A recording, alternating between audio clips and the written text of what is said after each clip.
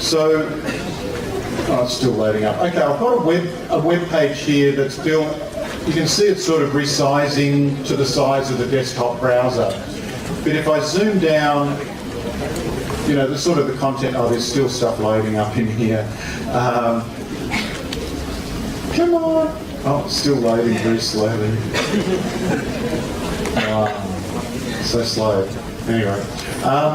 But you notice that as I shrink down, you see the design is changing on the page. If I get to the size, now watch this design, you'll notice that down here I've got these menu buttons, I've got my main section menus at the top up here, I've got these sort of sub-menu sections, then I've got all these images. Now look what happens when I get down to the size. If I was to open this website up on a tablet, watch what happens. As I shrink down and I get to about to the size of a tablet, a little bit further.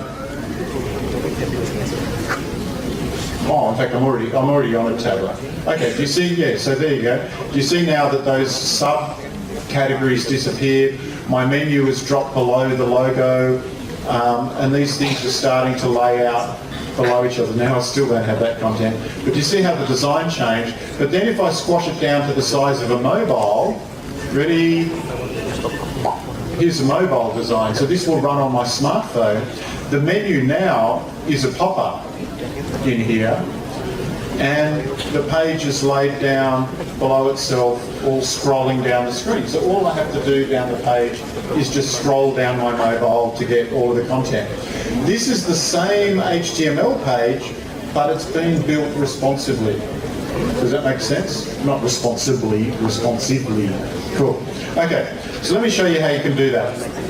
I'm going to open up Edge Reflow, and the cool thing about this is I can do this without writing any code whatsoever.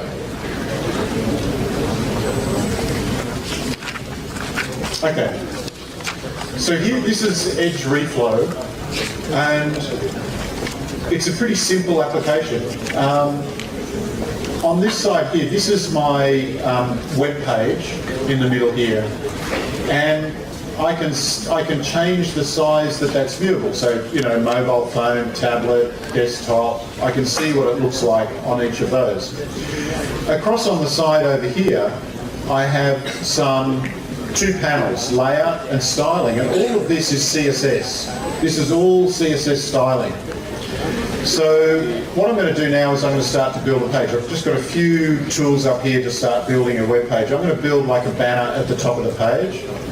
And I'm just going to draw that out, snap it in there, and if I go to styling, I can change the colour of the background. I can add some rounded corners inside here just by adding a radius.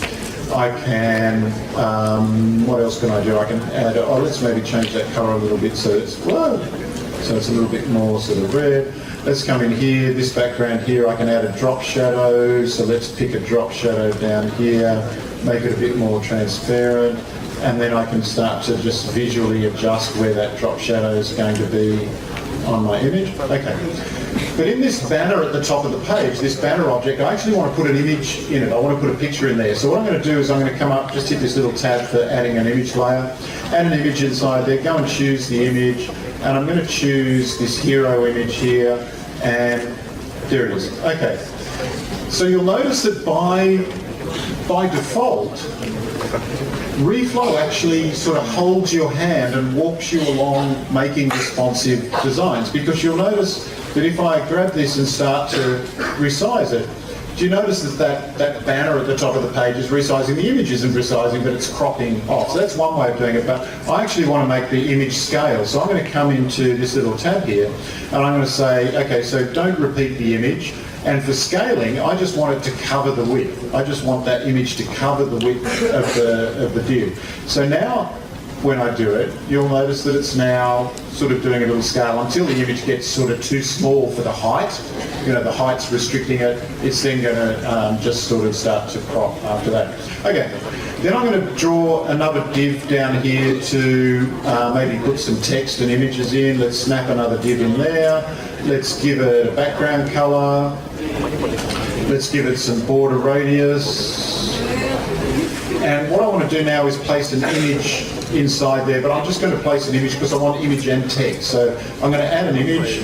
I'll choose an image that I want to add, that'll do. And I can place this image now anywhere. And you can see that Reflow is telling me where I'm going to put the image. I'm going to put it inside here. Let's jump back to the layout and get rid of the margins off there so it sits in nicely. Let's maybe add a little bit of padding to it. So it's sitting nicely inside the box there. And then if I wanted to, underneath that, I can then apply some text and come and place that, underneath inside here, and I can type my text in there. What I'm doing at the moment, all I'm doing is building HTML. I'm just building content. I'm not doing any responsive design. So what I'm going to do is I'll just jump ahead. I'm going to close this one down and open up one where I've actually created the HTML. It's sitting inside here. There it is. So this one actually has a little bit more. I've just put the content in. I put a logo up the top, some text. I finished these 3 boxes down the bottom. Put a little bit more text, and you can see that already. It's a little bit responsive. It starts to work a little bit across the desktop because they're working. The reason for that is that these are built to percentages of the width of the page rather than specific sizes. They're built to percentages, and Reflow helps you do that as you're building. But the thing is, if I get in small enough, say for my tablet, it starts to get those 3 columns are too narrow. And if I get to a mobile phone, that's just ridiculous. Like, that's just silly. So what I want to do now is I want to start to lay this out for different sizes. So what I'm going to do is I'm just going to drag it in until I'm no longer happy with it. And I think somewhere, maybe about here, for a tablet. It's starting to get a bit too narrow. So I want it to be 2 columns instead of 3 columns. So what I'm going to do is hit this big plus in the top corner of the screen. Hit this big plus button, and it's now added this purple bar across the top. And if I want to, I can sort of adjust that. Let's make it exactly 800. It's added this purple bar here.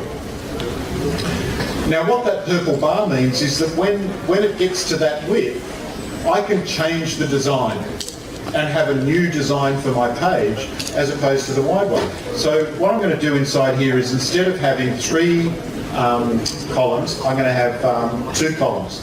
So what I'm going to do, let's grab this column here, and I'm just going to like push that below one. So just click that down there. Then let's grab this column here. Let's just select that. I'm going to stretch that across a little bit till it snaps in there. That's perfect. Let's grab this column here. Let's just pull that out so it sort of snaps in there. Let's pull the other side out so it snaps in there. That's awesome. Then this one needs to move down a little bit here, so let's pull that down a little bit further. Cool.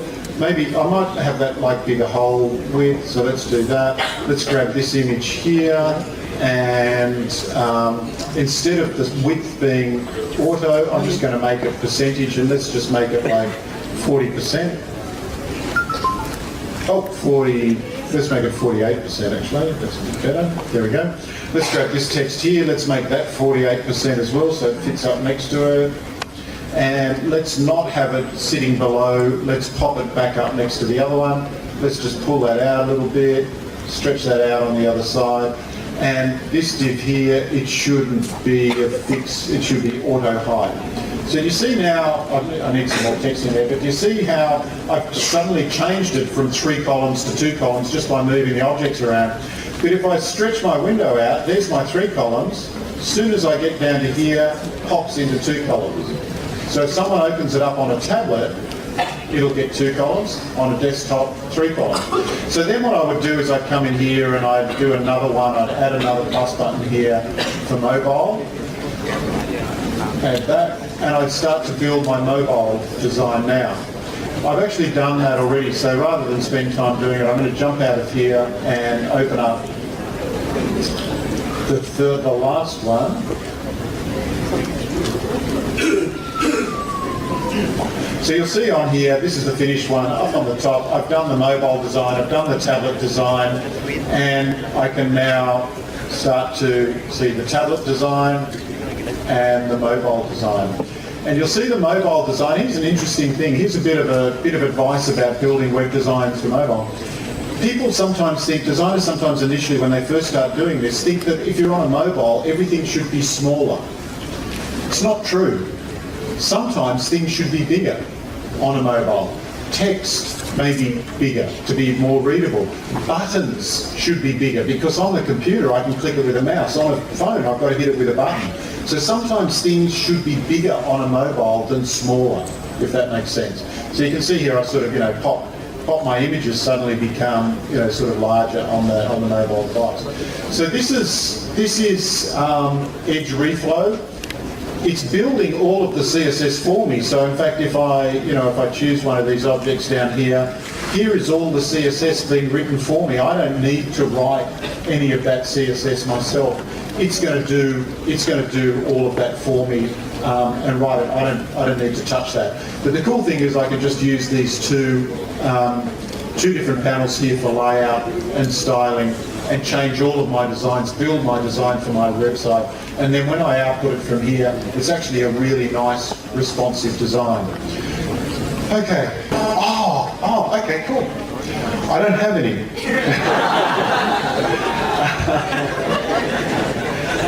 Okay, that's a good question. Let me see if I can find a photo with some hair, and I'll show you. There's some really good tools in there. So yeah, good question. This is something that people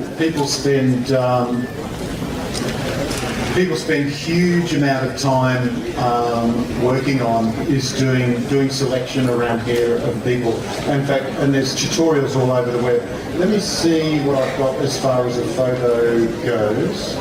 Quite a good job of hair selection. It's not the only way. There are other ways available, but what I'm going to do first of all is use the quick selection tool. The cool thing about the quick selection tool is it selects by colour, and it's a very quick way of doing it. So I'm just going to select around the model like this, and come up around the hair like this sort of thing. So that's a very rough.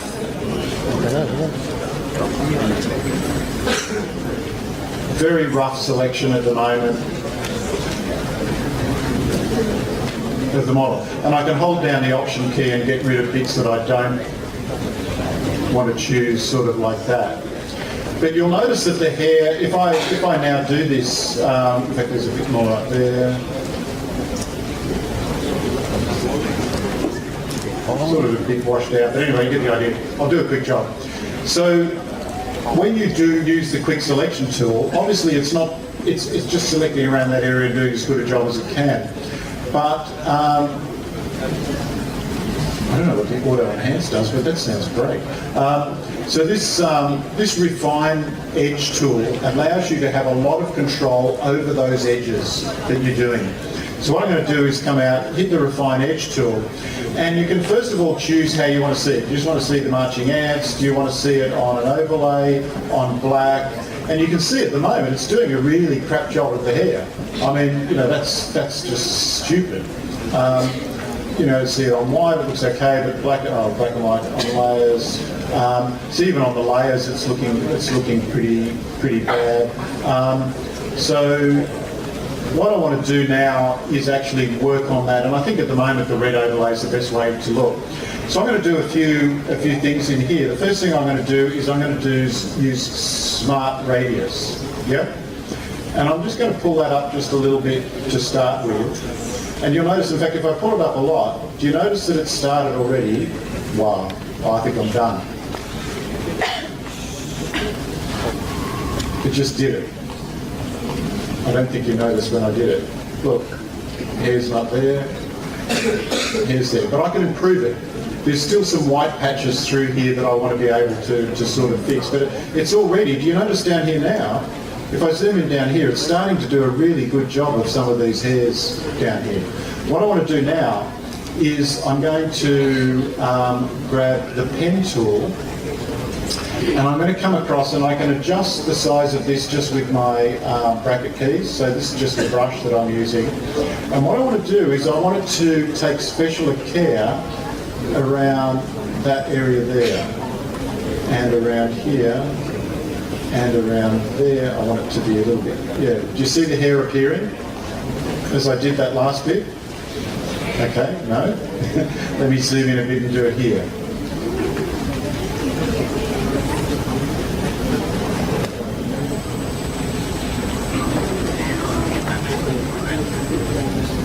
You see how it's starting to be a lot more clever about the way it chooses the hair. I've taken a bit too much off in there. You can actually change this backwards and then add some of it back in again. Oh, and now I've gone the other way. I need to reduce the brush down. Yeah. So you see, by using the combination of this smart radius and the radius brush in here, but then I can also start to just add a little bit of feather and check the contrast. But here's the last thing. She was. If you take a photograph of a model against a background, and the background is bleeding into them, it often happens in the photographs. The background on a very bright background, the edges of them, you can't seem to get rid of the colour off the edge of their shirts and stuff. So there is this new button down here called decontaminate the colours. So it'll remove the fringe from the edge of an image. Does a really good job of cutting out that either bright green or bright red or whatever the background image is behind it, and then click OK. So the bits that I worked on, I've got some really nice fine hair effects. You would need to spend more time on it than that, but you can see now that I've really started to select the hair and not the other hair. I did a pretty rush job, but you get the idea. So first of all, huge thank you to Amit for having me come and join you today and talk to you. And